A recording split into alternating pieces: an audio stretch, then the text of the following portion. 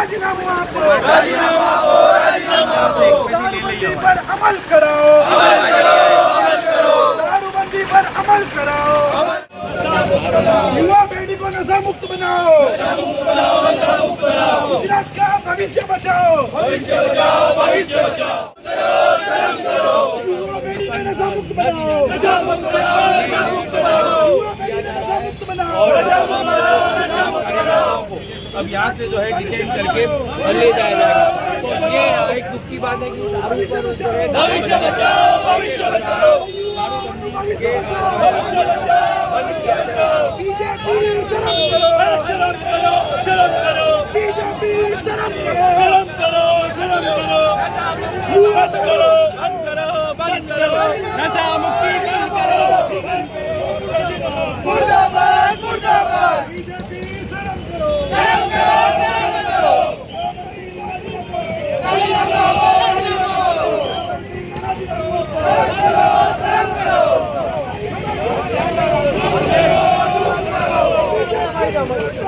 मुर्दाबाद, मुर्दाबाद, बीजेपी हाय हाय हाय, बीजेपी हाय हाय हाय, चलो चलो मैं राजीनामा आपको, राजीनामा आपको, राजीनामा आपको, बीजेपी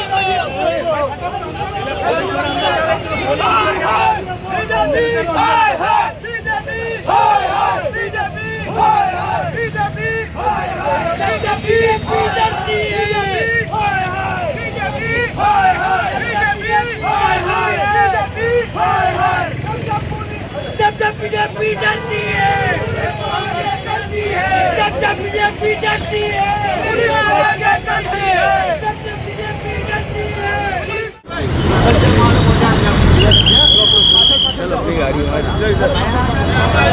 आ जाओ ना।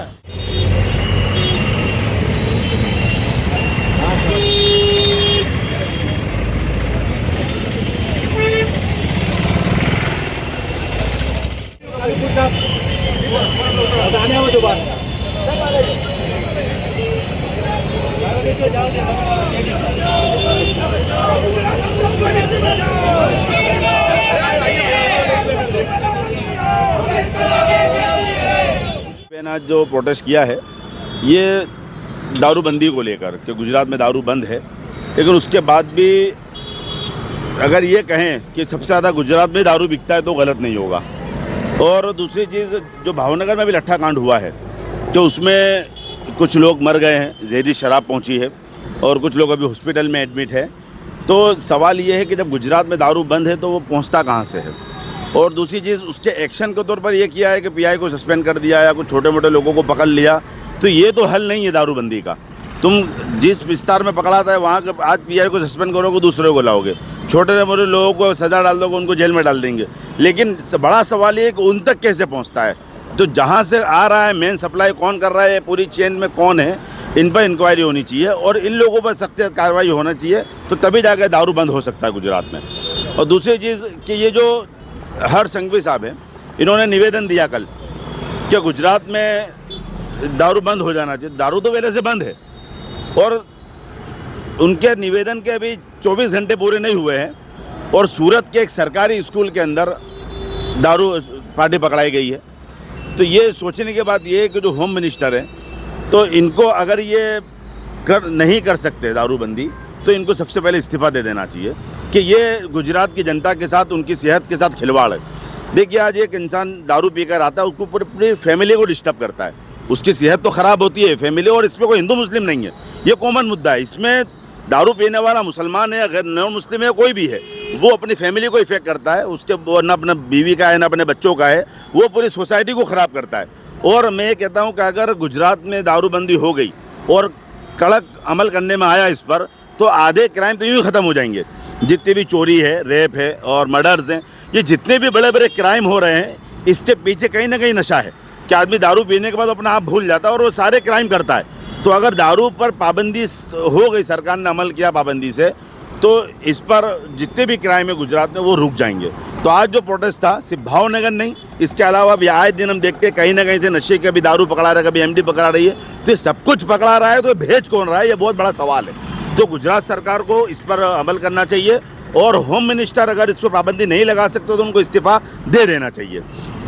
मांग यही है कि सरकार को इसके बारे में जवाब देना चाहिए कि जो भावनगर के अंदर लट्ठाकांड हुआ और देसी जहरीली दारू के वजह से कितने सारे लोगों की मौत हुई। और सबसे पहला एक सवाल तो लट्ठाकांड एक मरतबा गुजरात के अंदर नहीं हुआ, इसके पहले कितनी जगह पे हो चुका है। 2009 के अंदर अहमदाबाद के अंदर लट्ठाकांड हुआ जिसके अंदर 100 से अधिक लोगों की मौत हो गई।